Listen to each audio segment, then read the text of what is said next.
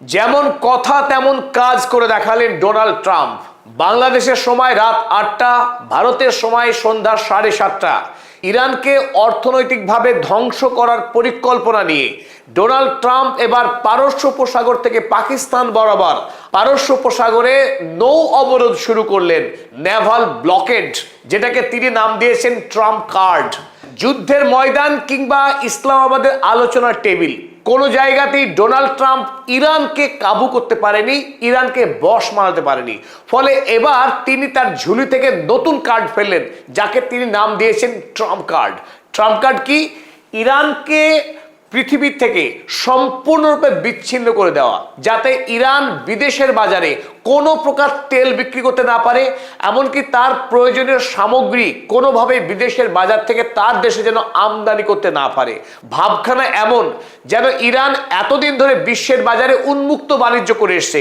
গত 47 বছর ধরে ইরানের উপরে যেভাবে একের পর এক স্যাংশন চাপিয়ে রেখেছিল, ইরানের উপরে এই মুহূর্তে 9,000-এরও অধিক স্যাংশন রয়েছে আমেরিকা যুক্তরাষ্ট্রের, রাষ্ট্রসংঘের এবং ইউরোপীয় ইউনিয়নের। ফলে ইরান এতদিন ধরেও বিশ্বের বাজার থেকে একরকম বিচ্ছিন্নই ছিল। তবুও স্ট্রেট অফ হরমুজ দিয়ে ইরান তার তেল বিক্রি কাজ কিন্তু কম বেশি চালিয়ে যাচ্ছিল। সুতরাং ডোনাল্ড ট্রাম্প এই মুহূর্তে ইরানকে বিশ্বের বাজার থেকে বিচ্ছিন্ন করবার জন্যে এই ওমান উপসাগর থেকে পাকিস্তানের উপকূল বরাবর এই বিস্তীর্ণ অঞ্চল জুড়ে তার বিরাট রণবহর এনে এই মুহূর্তে গোটা স্ট্রেট অফ হরমুজকে আরো একবার দ্বিতীয় পর্যায়ের ব্লকেড করে দিল আমেরিকা যুক্তরাষ্ট্র। ইরানকে সামগ্রিকভাবে নৌপথে অবরোধ তৈরি করা, তাকে সিজ করে দেওয়া, ইরানকে সিজ করে রেখে ইরানকে পরীক্ষা দিতে এসেছে ডোনাল্ড ট্রাম্প যে কতদিন সে অবরুদ্ধ অবস্থায় থেকে টিকে থাকতে পারে, আমেরিকার কাছে সে যেন গিয়ে নতজানু হয়ে ক্ষমা স্বীকার করে। এটাই ডোনাল্ড ট্রাম্পের লক্ষ্য। কিন্তু ডোনাল্ড ট্রাম্প দাবি করেছেন এই স্ট্রেট অফ হরমুজ হয়ে ইরান যে জাহাজ ভর্তি তেল বিক্রি করছে পৃথিবীর বাজারে, সেই সমস্ত জাহাজকে আর পৃথিবীর বাজারে যেতে দেওয়া হবে না। এমনকি চায়না বা অন্য কোনো দেশের ট্যাঙ্কার এই ইরানের বন্দর থেকে তেল নেওয়ার জন্য যদি প্রবেশ করার চেষ্টা করে, সেই জাহাজকেও এখানে আটকে দেওয়া হবে, ঢুকতে দেওয়া হবে না।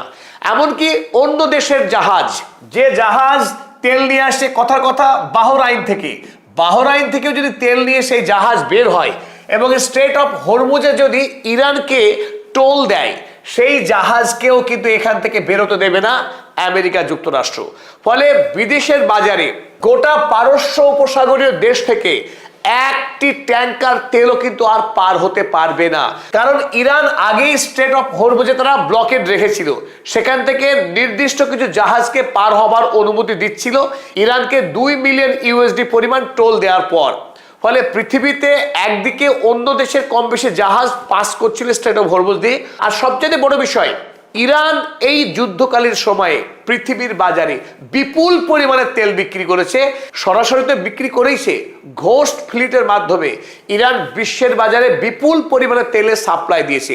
ফলে যুদ্ধকালীন সময়ে যেমনটা আশঙ্কা করা হয়েছিল যে তেলের ব্যাপক সংকট শুরু হবে, ততখানি সংকট হয়নি।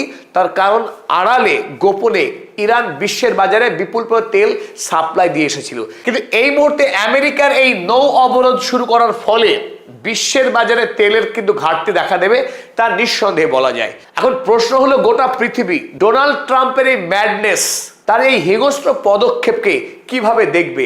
আর ডোনাল্ড ট্রাম্পের এই নেভাল ব্লকেডে ইরান এতটুকু ভয় পায়নি, বরং ইরানের পার্লামেন্টের স্পিকার মোহাম্মদ বাঘের গালিবাফ তিনি একটা মজার টুইট করেছেন ডোনাল্ড ট্রাম্পের উদ্দেশ্যে, একটা মজার অঙ্ক দিয়েছেন। আর সেই অঙ্কের আগে তিনি লিখেছেন, আমেরিকাবাসী আগামী দিনে তারা স্মৃতি মেদুরতায় ভুগবে, তারা নস্টালজিক হয়ে যাবে। কেমন?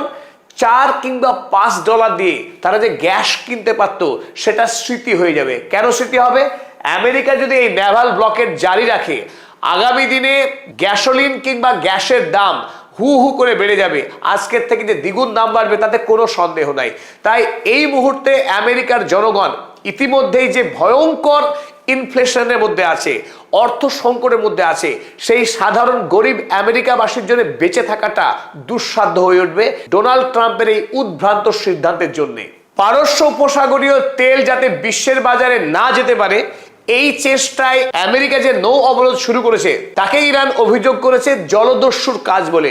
আমেরিকার নৌসেনারা এই মুহূর্তে পাইরেটস অব দ্য হরমুজ স্ট্রেইটের ভূমিকা পালন করছে, কিন্তু তাতে ইরান বিন্দু মাত্র